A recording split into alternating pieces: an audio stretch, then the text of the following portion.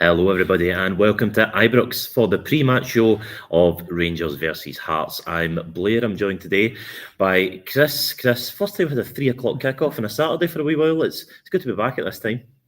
Well, time will tell. Ask me again come 45 whether it's nice to be back or not. I see you for a lot of love in the comments ahead of the game today. People pining for your return. So yes, people would be delighted that you're here rather than Josh. He's still sunning himself on his holidays.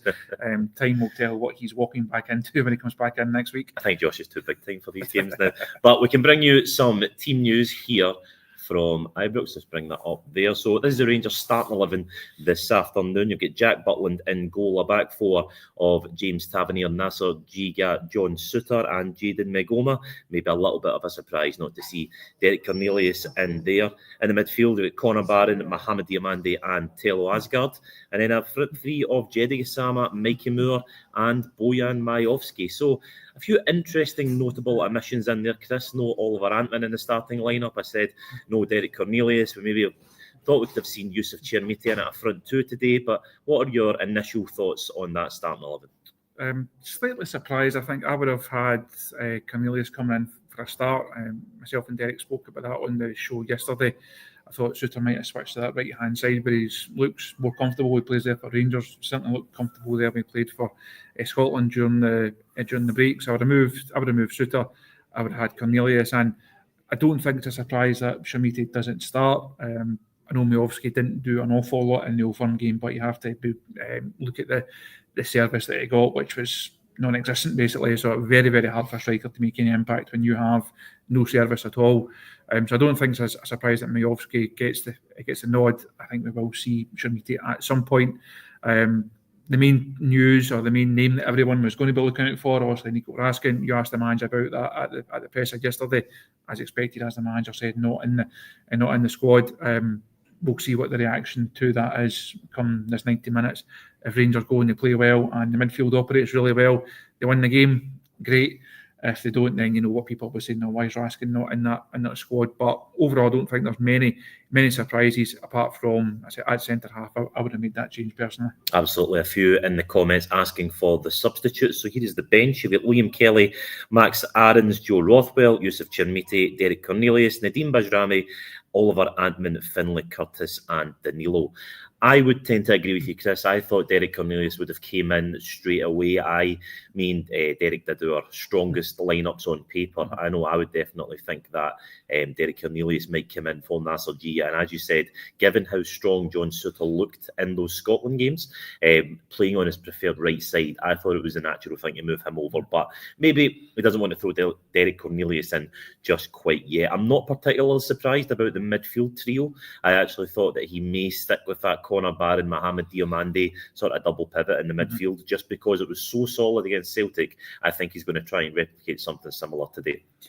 Conor Barron's had quite a recovery here. Yes. Now he's gone from a guy who looked like he was well down the pecking order at the start of the season, and he's now also started the Old Firm game, retains his place today. Also, we know and we've spoken about the Raskin situation, but obviously ahead of Rothwell, who's on the bench today. See a number of people mentioning Lyle Cameron in the comments. There's no mention of him in terms of team news yesterday, so we'll try and find out if that's an injury issue or a selection issue. And he's just not in the group. But Conor Barron, he has had quite a recovery to go from a guy who looked as if he was well down the pecking order. It's a big afternoon for him. He has to show that he's at the level, obviously, but you have to say it's a midfield that is not really operated that well overall this season. There's been a number of changes to it.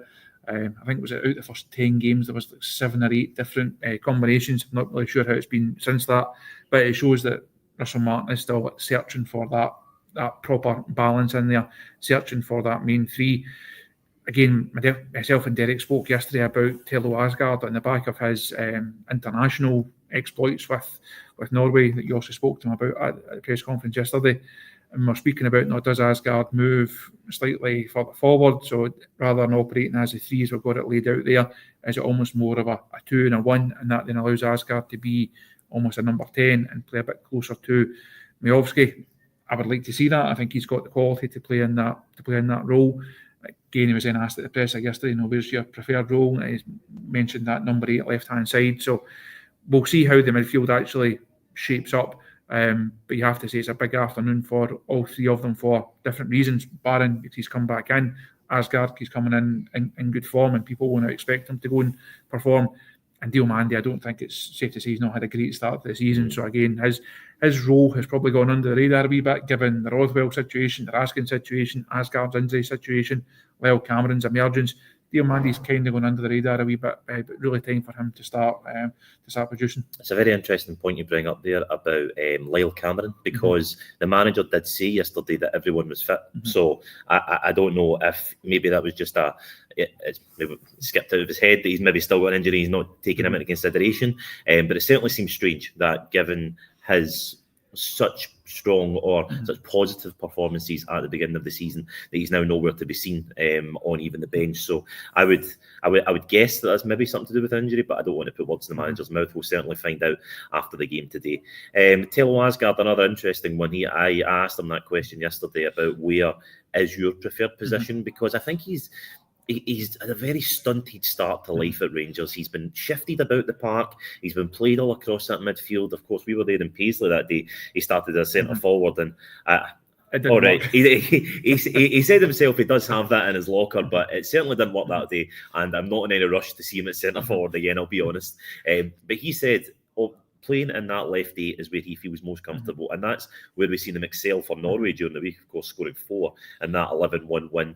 Drifting in off that left-hand side, just in those little pockets. If he can get that space today, I'd really like to see Tello Asgard really dominate a game like this, because I have a lot of hope for Tello Asgard. I think he has a lot of good profile. He ticks a lot of boxes. He's strong. He's physical. He's good with his feet. We've seen him when he was down south. He's a technically very gifted player, but I understand fans' reticence to get on board with that because he hasn't shown it at Rangers yet, and he has to sooner rather than later. He's not shown it, but I think you summed it up well there. He's had this really stop-start opening few months to his Rangers career. When myself and Josh were down at St George's Park in pre-season, the session and the action that we saw there, we thought, no, this boy's got something about him. He's going to be a really important player. Of course, he then comes back up the road, picks up the injury. It's going to be his final, be a couple of days away. A couple of days turns into a couple of weeks. He misses a couple of big games, then comes back in, and he's coming into a side that is not firing. He's coming into a side where people are then expecting him, really urging him to go and be the game changer. But you're coming into a team that's not playing well. Fans are on your back. There's some difficult times all around. So it's not been an easy time for a number of these new players to come in. Asgard is certainly at the more difficult end of the scale. Now he's fit. Now he's certainly in a good place. Certainly coming off the back of his international exploits during the week. It's a good opportunity for him to come in. Big game, big crowd, a lot of expectation against a really good Hearts side that are also in good form and have started the season well. There's no better time for him to come in and really grab a game and say, this is what I can do and this is the impact I can have here. Interesting point that I just brought up from Michael in the front three. Mikey Moore comes in today. A bit harsh on Finlay Curtis not being in the side again. He has always looked to be a bit of a game changer when he's came on so far. I know that game in Paisley, we go back to it again, that looked as though Rangers would have played for 3 days and couldn't have scored that day. And Finlay Curtis came on and he just had a go. He took a shot on, and it's something that a lot of Rangers players just weren't able to do or weren't willing to do that day. Mikey Moore obviously comes with a massive reputation. He's come here to play football. He's come here to develop, and he's not going to develop if he doesn't get minutes. So I fully understand why you put Mikey Moore in that front three. But I think Finlay Curtis will probably consider himself a bit unlucky, because if you're going to change, Oliver Antman for me is perhaps your first choice on the right wing, or what I assumed would be the first choice on the right wing. So if you're going to rotate that a little bit, I think Finlay Curtis can find himself a little bit unfortunate not to be given a shout. Does Finlay Curtis work better as an impact player right now? Perhaps, You mentioned that game in Paisley. Does the manager see, if you're going to change it and you're looking for something a bit different from the bench that's going to provide a goal threat from the bench, you have to say Curtis provides more of a goal threat than Moore. His record this season tells you that. Yeah. So maybe they just see him as, let's not put too much pressure on him by starting him. Let's not build up too much expectation on him by starting him. But he's still got a part to play. I think it's clear that he's got a part to play in this squad. If Rangers had strengthened in the wide areas again before the window closes, or to be reported that they were keen to do with the Raksaki deal, if that had happened, Finlay Curtis then gets pushed down the pecking order a wee bit more. As it is, with the options that Russell Martin has got, he's definitely going to be part of this squad. He's definitely going to have a role to play.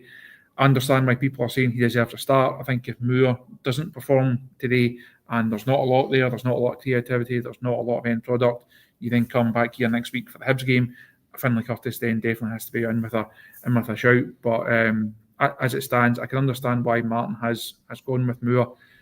Ant-Man has not had a good couple of weeks, has to say. Started also really well against Pilsen, has never really hit the heights after that. So I would expect to see him at some point as well. I think we'll see Moore at some point. I think we'll see Shamiti at some point. So that's 3 of the 5 subs already taken account of. So time will tell. Absolutely. Just before we wrap up there, I'll remind you of the bench for anyone just joining us late. Liam Kelly, Max Aarons, Joe Rothwell, Yusuf Chirmiti, Derek Cornelius, Nadeem Bajrami, Oliver Antman, Finlay Curtis and Danilo. We'll wrap it up there as we get ready to take our seats in the press box ahead of what is set to be a thrilling afternoon, I think, one way or the other, as Rangers take on Hearts. Stay across all of the Rangers Review social media, where we'll be keeping you up to date with everything that happens here at Ibrox, and we will be first with the post-match reaction from Russell Martin after the game. We will see you then.